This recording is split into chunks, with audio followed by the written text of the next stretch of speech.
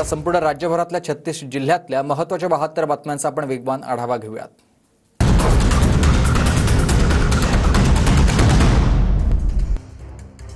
सोलापूरच्या मोहोळ मतदारसंघामधून पवार गटाकडून सिद्धी कदम यांना उमेदवारी जाहीर झाली आहे। सिद्धी कदम माजी आमदार रमेश कदमांच्या कन्या, तर दादा गटाच्या यशवंत माने यांच्याशी लढत होईल। शरद पवार गटाकडून विधानसभेसाठी 11 महिलांना उमेदवारी, जयंत पाटलांची माहिती। अजित पवार गटाच्या तिसऱ्या यादीत गेवराईमधून विजयसिंह पंडित, फलटणमधून सचिन पाटील यांना उमेदवारी जाहीर झाली आहे, तर निफाडमधून दिलीप बनकर, तर पारनेरमधून काशीनाथ दाते निवडणुकीच्या मैदानात। अमरावतीच्या मेळघाट विधानसभा मतदारसंघात महाविकास आघाडीकडून हेमंत चिमोटेंना उमेदवारी। मेळघाटमध्ये चिमोटेंची केवलराम काळे यांच्याशी लढत होईल।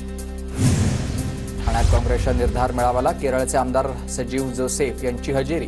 महाविकास आघाडीची कामगिरी चांगली आहे, 2 दिवसात जागावाटपाचा निर्णय होईल, जोसेफ यांच्याकडून विश्वास व्यक्त। एकनाथ शिंदेंचे निकटवर्तीय डॉक्टर विश्वास वळवींचा ठाकरे गटामध्ये प्रवेश करताच बोईसर विधानसभेची उमेदवारी मिळाली। उद्या उमेदवारी अर्ज दाखल करणार। सांगलीच्या शिराळा मतदारसंघातून भाजपचे नेते सम्राट महाडिक बंडखोरी करणार आहेत। उमेदवारी डावलल्यानंच महाडिक समर्थक आक्रमक झाले। पारोळा एरंडोल मतदारसंघातून माजी मंत्री डॉक्टर सतीश पाटील 7व्यांदा निवडणूक लढवणार आहेत। राष्ट्रवादी पवार गटाकडून पाटलांना उमेदवारी। खेडच्या भोकरमध्ये भाजप उमेदवार श्रीजया चव्हाणांच्या प्रचारार्थ संकल्प रॅली। माहितीच्या रॅलीत पदाधिकाऱ्यांसह शेकडोंच्या संख्येनं नागरिकांची उपस्थिती। अमरावतीच्या दर्यापूर मतदारसंघामध्ये महाविकास आघाडीत बंडखोरी होण्याची शक्यता आहे। उमेदवारी न मिळाल्यानं काँग्रेसचे गुणवंत देवपारे अपक्ष निवडणूक लढण्याच्या तयारीत आहेत। दर्यापूरमधून ठाकरे गटाच्या गजानन लवाटे यांना उमेदवारी मिळाली आहे। राजुरा मतदारसंघात सक्षम कार्यकर्ते असताना आयात उमेदवाराला तिकीट का? उमेदवार आता देवराव भोंगळेंना उमेदवारी जाहीर होताच भाजपच्या 2 माजी आमदारांसह कार्यकर्त्यांचा हा सवाल आहे। माहितीच्या नागपूर पश्चिमच्या जागेचा तिढा कायम आहे। माजी महापौर संदीप जोशींनंतर आता नरेश बर्ड्यांचे कार्यकर्त्यांकडून उमेदवारीची मागणी आहे। बाहेरच्या उमेदवाराला स्थानिक कार्यकर्त्यांचा विरोध आहे। कळमनुरी विधानसभा मतदारसंघाचे ठाकरे गटाचे उमेदवार संतोष टारफेंनी घेतली आहे जरांगेंची भेट। संतोष टारफेंनी लढत विद्यमान आमदार संतोष बांगरांशी होणार आहे। राष्ट्रवादी शरद पवार पक्षाचे बीडचे उमेदवार आमदार संदीप क्षीरसागर यांनी जरांगेंची भेट घेतली। दोघांमध्ये चर्चा झाली। अंतरवली सराटीमध्ये आमदार संजय शिरसाटांनी जरांगे पाटलांची भेट घेतली। शिरसाट छत्रपती संभाजीनगरच्या पश्चिम मतदारसंघातून शिंदे गटाचे उमेदवार। काँग्रेसचे नांदेड दक्षिणचे उमेदवार मोहन हंबर्डे यांनी जरांगे पाटलांची घेतली भेट। मतदारसंघातून दुसऱ्यांदा उमेदवारी जाहीर झाल्यानंतर भेट घेतली आहे। मवियात आळंदीची जागा ठाकरे गटाला गेल्यानं बंडखोरीची शक्यता आहे। पवार गटाच्या अतुल देशमुखांचा शक्ती प्रदर्शन करण्यासाठी मेळावा। काँग्रेसचे आबा बागुल पर्वती मतदारसंघातून लढण्यावर ठाम। काँग्रेसच्या उमेदवारीबाबत मला शब्द दिलाय, आबा बागुल यांचं वक्तव्य।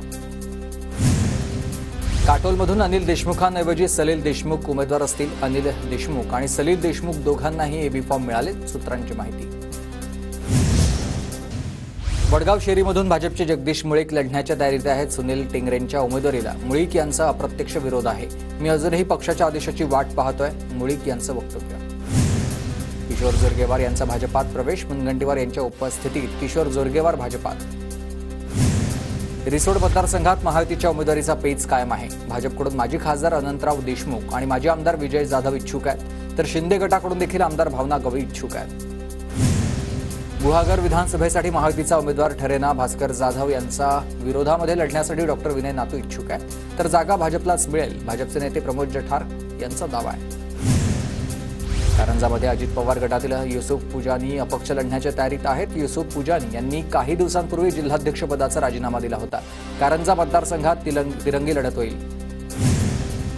रत्नागिरी विधानसभा मतदारसंघातील ठाकरे गटाचे उदय बने नाराज आहेत। बाळ माने महाविकास आघाडीचे उमेदवार जाहीर झाल्यानं बने नाराज आहेत। 30 ऑक्टोबरला बने भूमिका जाहीर करतील।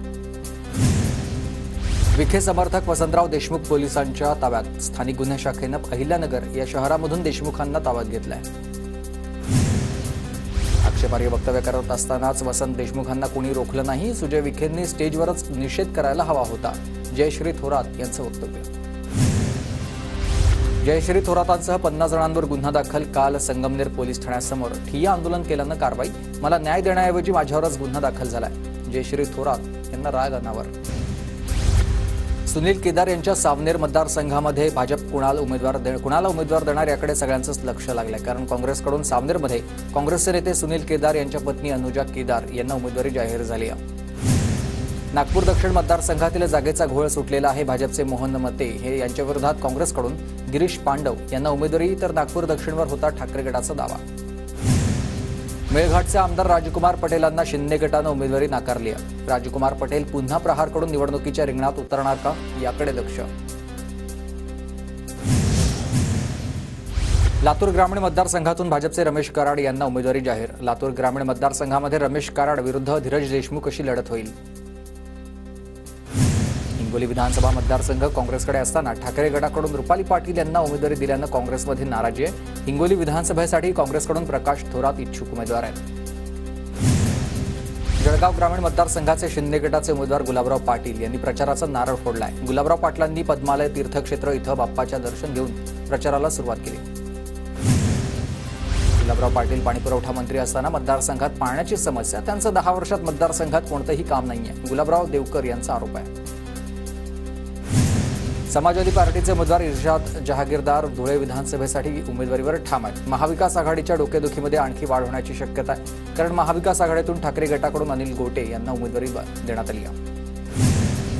रत्नागिरीच्या राजापूर विधानसभा मतदारसंघात महाविकास आघाडीत बिघाडी होण्याची शक्यता आहे। काँग्रेस जिल्हाध्यक्ष अविनाश लाड निवडणूक लढण्याची शक्यता आहे। लाड यांना उमेदवारी नाही दिली तर ओबीसी समजा वेगळी भूमिका घेण्याच्या तयारीत आहेत। निलंगामध्ये काँग्रेसचे अशोकराव पाटील निलंगेकर बंडखोरीच्या उंबरठ्यावर आहेत। काँग्रेसकडून अभय साळुंखे यांना उमेदवारी जाहीर झाल्यानंतर त्यांची नाराजी आहे। अकोला जिल्ह्यातल्या मूर्तिजापूर मतदारसंघात भाजप नवीन चेहऱ्याला संधी देणार असल्याची चर्चा, नाराज पदाधिकारी आणि बूथ प्रमुख आक्रमक झाले। आता हरीश पिंगपे यांना उमेदवारी न दिल्यास राजीनाम्याची भूमिका असेल। अक्कलकुवा मतदारसंघात महायुतीकडून अजूनही उमेदवार नाहीये। उमेदवार दिला नसल्यानं इच्छुक उमेदवारांमध्ये संभ्रम कायम आहे। बेलापूरमधून संदीप नाईकांना जिंकून आणण्यासाठी ठाकरे गटाची बैठक। संदीप नाईकांचा नुकताच जयंत पाटलांच्या उपस्थितीत पवार गटामध्ये प्रवेश। संदीप नाईक बेलापूरचे पवार गटाचे उमेदवार आहेत। भंडाराच्या साकोली विधानसभेत नाना पटोलेंच्या विरोधामध्ये महायुतीला उमेदवार सापडेना। महायुतीच्या उमेदवारांकडे मतदारसंघाचं लक्ष। सोमदत्त करंजेकर आणि परिणय फुके उमेदवारीसाठी इच्छुक आहेत। सिंदखेड राजा मतदारसंघातील महायुतीमधील उमेदवारीचा तिढा कायम आहे। भाजप प्रवक्ते विनोद वाघ निवडणुकीसाठी इच्छुक आहेत, तर वाघ यांच्या घरासमोरच कार्यकर्त्यांची गर्दी। मुरबाड मतदारसंघात भाजप आणि कथोरेंवर नाराजी। आता सुज्ञ जनता निवडणुकीमध्ये योग्य तो निर्णय घेईल। राष्ट्रवादी शरद पवार गटाचे उमेदवार सुभाष पवार यांची टीका। मुरबाड विधानसभेत राष्ट्रवादी शरद पवार गटात बंडखोरी होण्याची शक्यता आहे। माजी शहराध्यक्ष शैलेश वडनेरे अपक्ष लढणार आहेत। पक्षातील नेत्यांनी उमेदवारीचा शब्द न पाळल्याची खंत व्यक्त केली। कल्याण पूर्व मतदारसंघातील उमेदवारीबाबत संभ्रम कायम। ठाकरे गटानं धनंजय बोडारे यांना ईबी फॉर्म दिला, तर महाविकास आघाडीला विश्वासात घेतलं नसल्याचा काँग्रेस जिल्हाध्यक्ष सचिन पोटे यांचा आरोप। धुळे ग्रामीण विधानसभेसाठी कुणाल पाटील यांना पुन्हा एकदा उमेदवारी घोषित झाल्यानंतर महाविकास आघाडीच्या कार्यकर्त्यांचा मेळावा। कार्यकर्ता मेळाव्यात विक्रमी मतांनी विजयी करण्याचा निर्धार। तुळजापूर विधानसभा मतदारसंघासाठी काँग्रेसचे जिल्हाध्यक्ष धीरज पाटलांना उमेदवारी। माजी मंत्री मधुकरराव चव्हाण यांचा पत्ता कट, तर शरद पवार गटाचे अशोक जगदाळे तिकीट न मिळाल्यानं बंडाच्या तयारीत आहेत। देवदत्त मोरे यांना मनसेची धाराशिव कळंबमधून उमेदवारी। मोरे सोमवारी प्रदर्शन करत भरणार उमेदवारी अर्ज। नंदुरबार मतदारसंघातील काँग्रेसचे उमेदवार बदलून द्या, इच्छुक उमेदवार विश्वनाथ बळवी यांची मागणी। वाशिममध्ये निवडणूक सुरक्षेसाठी चेकपोस्ट कार्यान्वित। जिल्ह्याच्या सीमेवर 15 ठिकाणी चेकपोस्ट असतील, यंत्रणा सतर्क।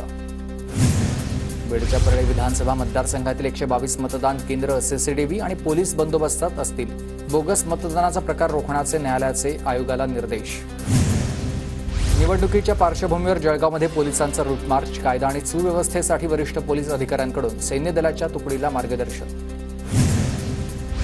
नाशिकमध्ये निवडणूक अधिकारी आणि कर्मचाऱ्यांना निवडणुकीसाठीचं विशेष प्रशिक्षण सुरू आहे। प्रत्येक मतदारसंघातील कर्मचाऱ्यांना मतदान प्रक्रियेचं प्रशिक्षण। नाशिकच्या चांदवडमध्ये मतदान जागृतीसाठी विद्यार्थ्यांचा अनोखा उपक्रम। भडगावच्या नूतन माध्यमिक विद्यालयाच्या विद्यार्थ्यांकडून मानवी साखळी तयार करून दिलाय, मतदान करा असा संदेश. नाशिकमध्ये विद्यार्थ्यांनी आकाश कंदीलवर दिलेत मतदान जनजागृतीचे संदेश. विद्यार्थ्यांकडून नागरिकांना मतदान करण्याचं आवाहन. नंदुरबारच्या शहादामधील पाटील कनिष्ठ महाविद्यालयाच्या वतीनं मतदान जनजागृती, पथनाट्य करून पत्र पाठवून मतदान करण्याचं आवाहन. दिवाळीच्या पार्श्वभूमीवर शेतमाल खरेदी विक्री व्यवहार बंद ठेवण्याचे आदेश. वाशिम आणि रिसोड या बाजार समित्या उद्यापासून बंद राहतील. परभणी जिल्ह्यात रब्बी पेरणीला सुरुवात. पावसानं उघडी घेतल्यानं आता पेरणीची लगबग सुरू आहे. रब्बी हंगामातील पिकं चांगली येण्याची शक्यता. वाशिम जिल्ह्यात हळद पिकावर करपा रोगाचा प्रादुर्भाव, शेतकऱ्यांची चिंता वाढली आहे. जालन्याच्या जाफराबादमध्ये 30,000 हेक्टरवरील पिकाला परतीच्या पावसाचा फटका. कपाशीसह मका, सोयाबीनचं मोठं नुकसान झालंय. भंडारा जिल्ह्यातील वरठी इथं सनफ्लॅग कारखान्यामध्ये कर्मचाऱ्यांची निदर्शनं. कर्मचाऱ्यांची वेतन वृद्धी आणि बोनसच्या मागणीसाठी निदर्शन. धाराशिवच्या भूममध्ये निवडणूक आयोगाच्या जेवणावरती कर्मचारी नाराज आहेत. निवडणूक आयोगाकडून आयोजित प्रशिक्षण कार्यक्रमात कर्मचाऱ्यांना निकृष्ट जेवण दिल्याचा कर्मचाऱ्यांचा आरोप आहे. आकाशात बीम लाईट सोडाल तर तुरुंगात जाल. नागपूर पोलीस विभागाचे आदेश. विमानतळाच्या 15 किलोमीटर अंतरापर्यंत निर्बंध लागू करण्यात आले. साताऱ्याच्या कराडमधील मलकापूर इथं झालेल्या घरफोडीचं प्रकरण. 15 तोळा सोन्यासह 3घांना अटक. गोंदियातील हरवलेले 75 मोबाईल मूळ मालकांच्या स्वाधीन. 7 महिन्यांमध्ये हरवलेले मोबाईल काढले शोधून.